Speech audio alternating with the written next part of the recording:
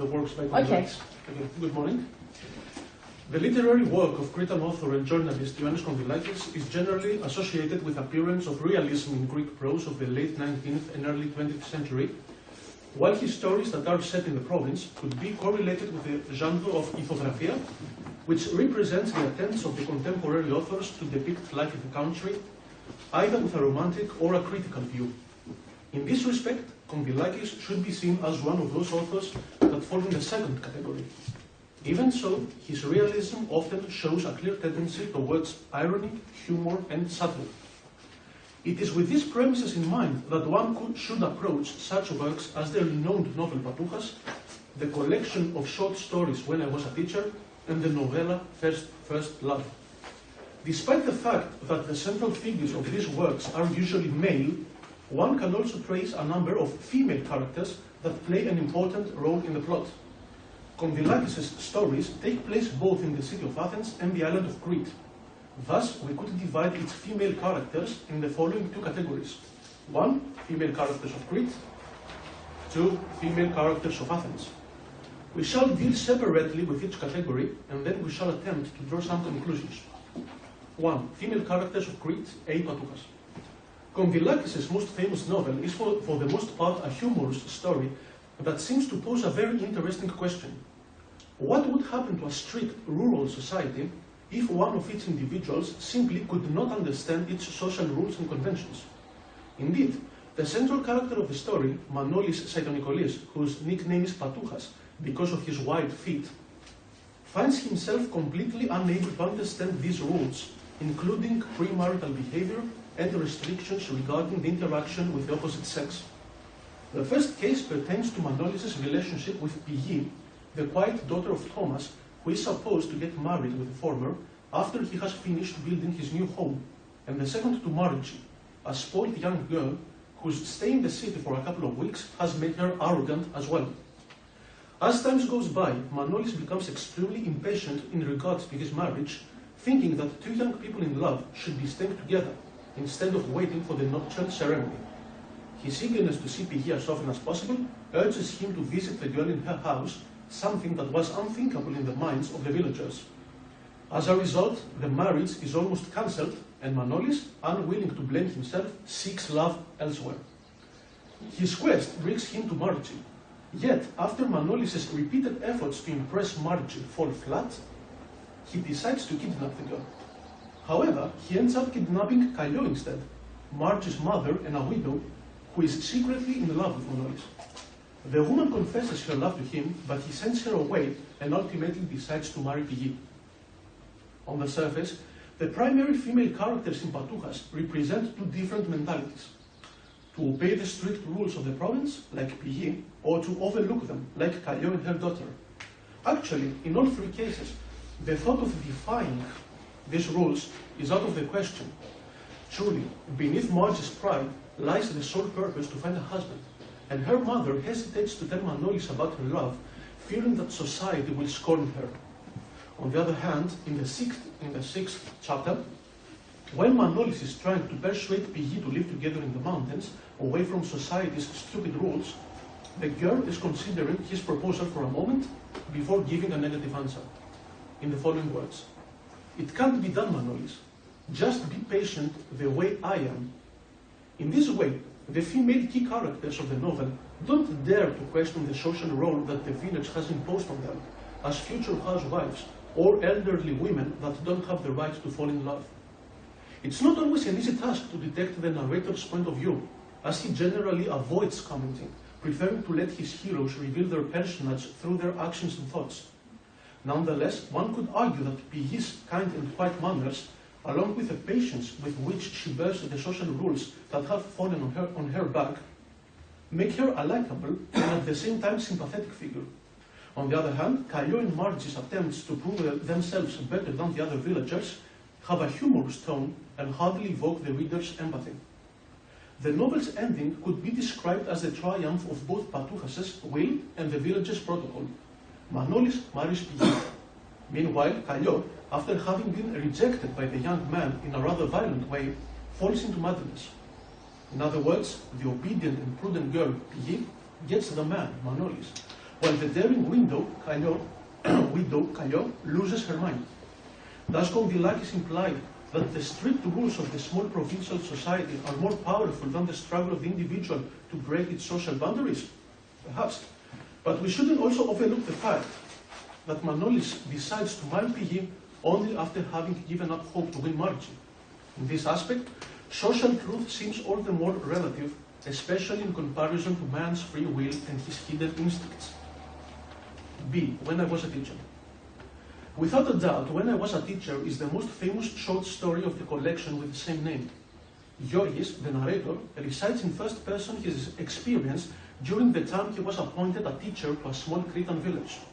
For the most part, the story concerns the funny attempts made by him and his colleague to win the heart of a young girl who teases them both, and who, as it turns out in the end, was in love with another man all the time, whom she marries. The humorous plot per se, ultimately overshadowed by the tragic suicide of the narrator's colleague, doesn't really concern the present study. We shall focus on one particular scene in the 8th chapter, where the narrator encounters the girl alone. According to the recital, while Giorgis is talking to her, the girl keeps staring at the ground, and when he attempts to touch her, she threatens that she will call on her cousins to put him in his place. However, when she manages to escape, she asks the narrator about his colleague. The narrator tells her that he thinks she loves the latter, and the girl's only response is an ambiguous grin. This scene shows clearly how a vivid young girl of the province would act when meeting a man outside the village. When she stands close to him, she is shy and reserved. When afar, she plays with him. As with Patuchas, we are not again sure about the narrator's standpoint regarding the social placing of women in rural Greece. Only towards the end of the story, when the father of the girl informs the two teachers that his daughter will marry a boy and that the two young people fell in love, does the narrator comment sententiously. His face was overshadowed, and he struggled to utter the phrase, "they fell in love," as if confessing his daughter's disgraceful misdemeanor. There are more rural short stories that comprise female characters, such as The Goblin and The Funeral Speech. In the former, we are introduced to the simple housemaid of a wealthy Cretan family who has an affair with a Cypriot. One evening, they meet in the house in the absence of the master. As the latter comes back early and asks the girl about the noises inside the house, she tells him that there is a goblin wandering. Then the Cypriot rushes out of the room pretending to be one, and the narrow-minded maid wonders if this man was indeed a goblin.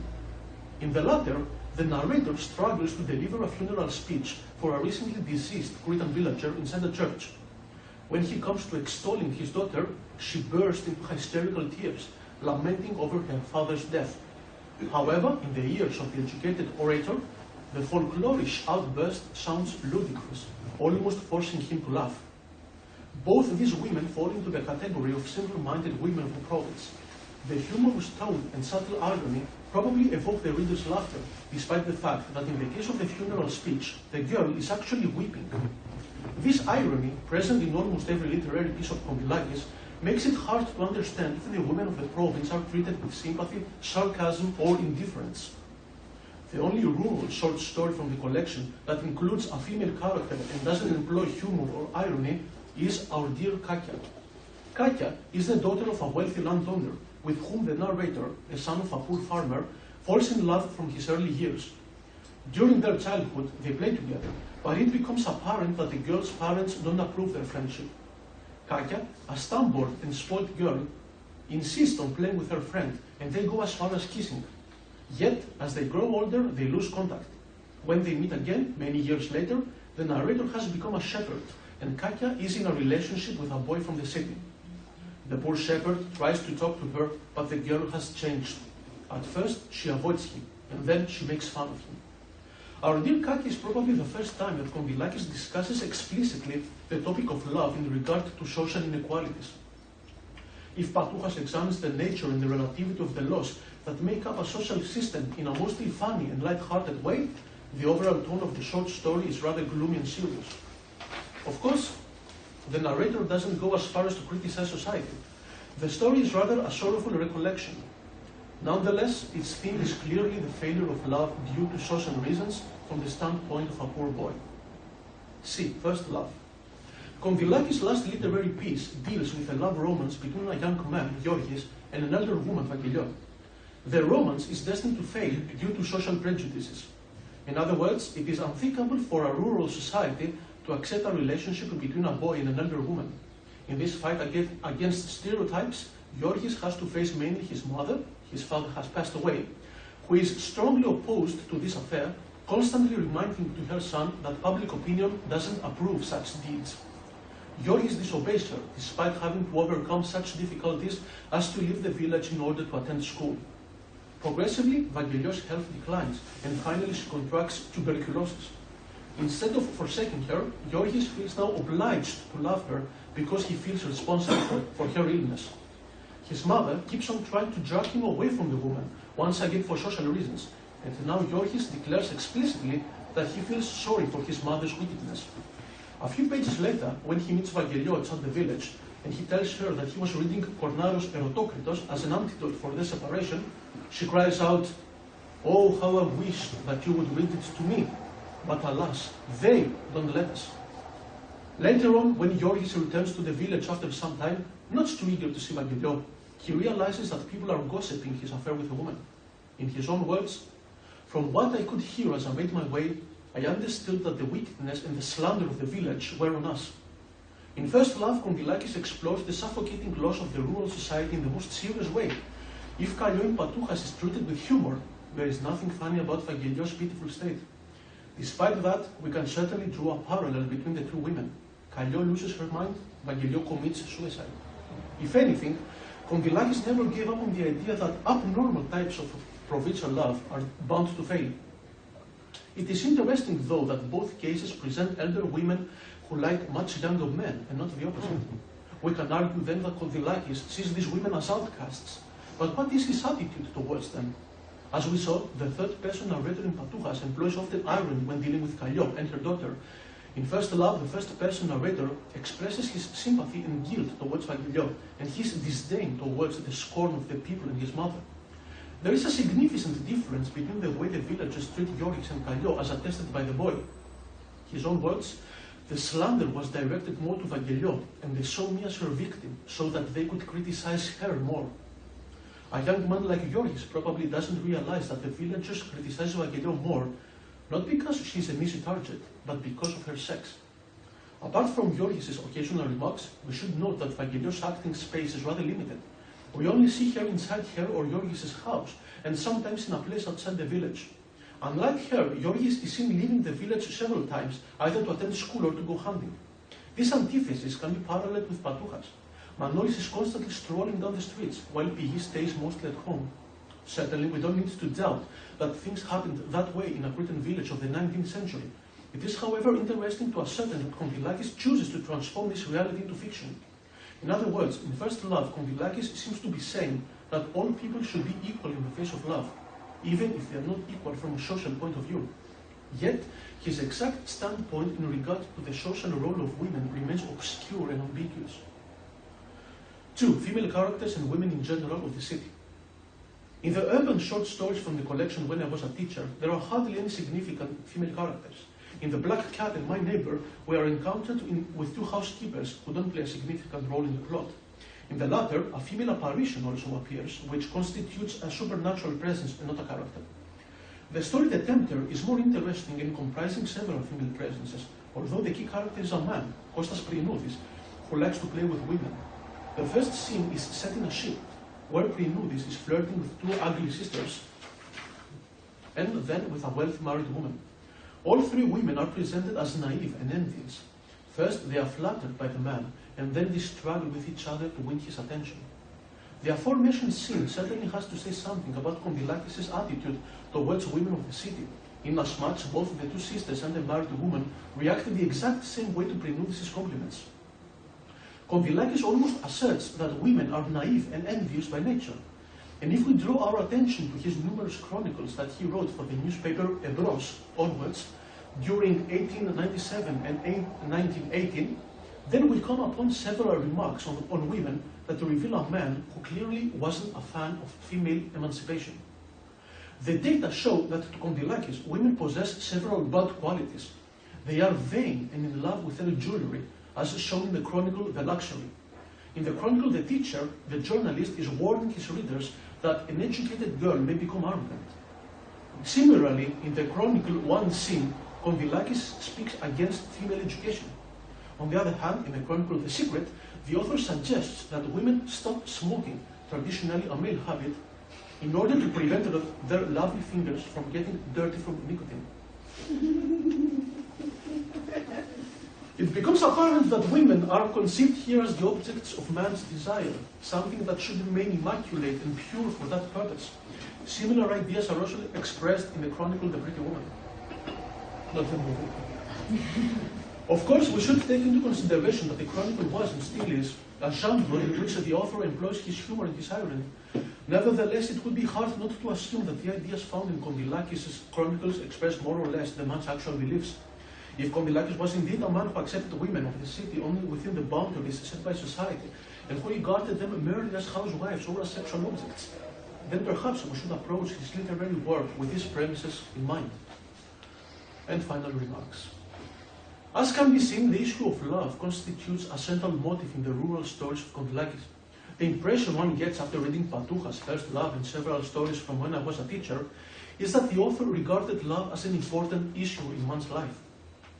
However, when it comes to reading these stories from a social point of view, it seems that in these stories, the rigorous rules of provincial societies aren't really questioned, but merely challenged at best. On the other hand, the female presences in the urban short stories of When I Was a Teacher and the chronicles of Kondylakis suggest that the man didn't really favor female emancipation or the reconsideration of her placing in his contemporary society. From this perspective, we may as well reconsider such female characters as Pigi, Kallio, Margi, and Vangeliou. The second and third case, Kallio and Margi, possibly represent what Kondylakis disapproved: arrogant women who are the victims of their own vanity. On the other hand, Pigi is perhaps a good female exemplar, the prudent young lady who doesn't question her social role and who tolerates any difficulty, even her future husband's infidelity. Finally, Vangeliou is a sympathetic and likable figure. It could be argued that Kondylakis didn't consider her love affair with a boy as wrong.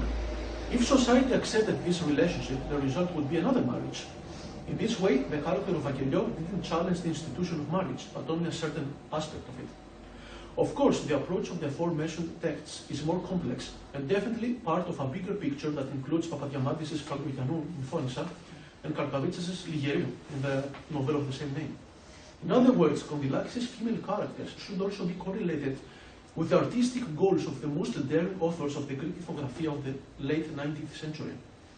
Whereas this could be the subject of a different study, we may as well conclude for the present that in the literary pieces we chose to work with, Kondylakis appears to be sensitive enough to expose the way that society operates, with all its restrictions and flaws, yet he does not go as far as to propose an advanced placing of its female levels. Thank you.